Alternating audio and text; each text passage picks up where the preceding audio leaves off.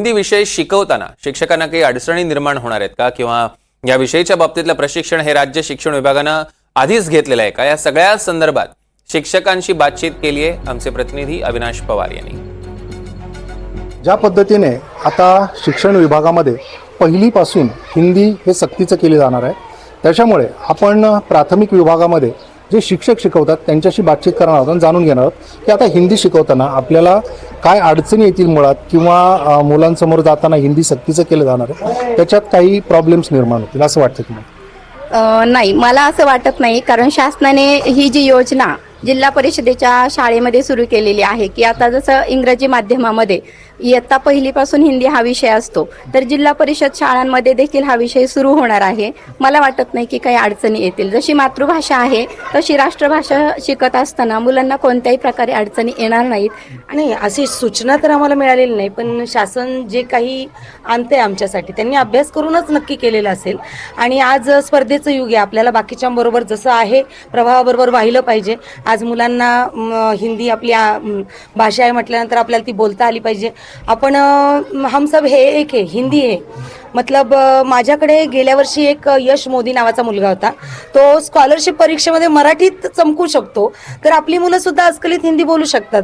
आणि वर्गामध्ये आता मी पाहते की मुलं इंग्लिशमध्ये पण एक शनिवारचा आमचा वार ठरलेला आहे, त्या दिवशी इंग्लिशमध्ये बोलतात, इतर वेळेस एकमेकांशी हिंदीतही बोलतात, मराठीतही बोलतात, आणि हिंदी जवळजवळ 100% मराठीसारखी आहे। तर आपण पाहतोय की या प्राथमिक केंद्र शाळा जी आहे मोरडेवाडी त्याचे मुख्याध्यापक आहेत माझ्यासोबत, की आता सर्व शिक्षक आपण कशा पद्धतीने आता हे हिंदी सक्तीचं केली जाणार आहे याच्यासाठीची काही तयारी यापूर्वीच झाली आहे का, किंवा काही अडचणी येतील?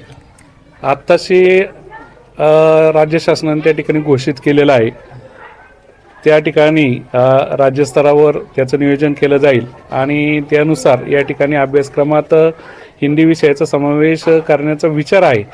एकदा तो निर्णय पार पडल्यानंतर जेव्हा सुरू होईल तेव्हा आमचे सर्व शिक्षक त्या ठिकाणी प्रशिक्षण घेतील। स्वतः ते सर्व मराठी, हिंदी, इंग्रजीतून बोलतातच, परंतु हिंदी अध्यापन करण्यासाठी आमचे सर्व जिल्हा परिषदेचे शिक्षक सदैव तत्पर आहेत। वेगवेगळ्या भाषा शिकवताना खरं तर मुलांना ग्रामीण भागामध्ये काय अडचण निर्माण होते? नाही, ग्रामीण आणि शहरी असा भेदभाव न करता ग्रामीण भागातल्या मुलांमध्ये सुद्धा स्पार्क असतो, हे आम्ही आमच्या मोरडेवाडीच्या शाळेतल्या मुलांच्या अनुभवावरून सांगतो। आणि या ठिकाणी हिंदी भाषा घेण्यामागं हा एक दूरदृष्टीपणाचा सरकारचा निर्णय आहे, आणि तो निश्चितच आगामी काळामध्ये ज्याप्रमाणे इंग्रजीचा निर्णय फलदायी झाला तो सुद्धा हिंदीचा निर्णय सुद्धा अगदी फलदायी होईल।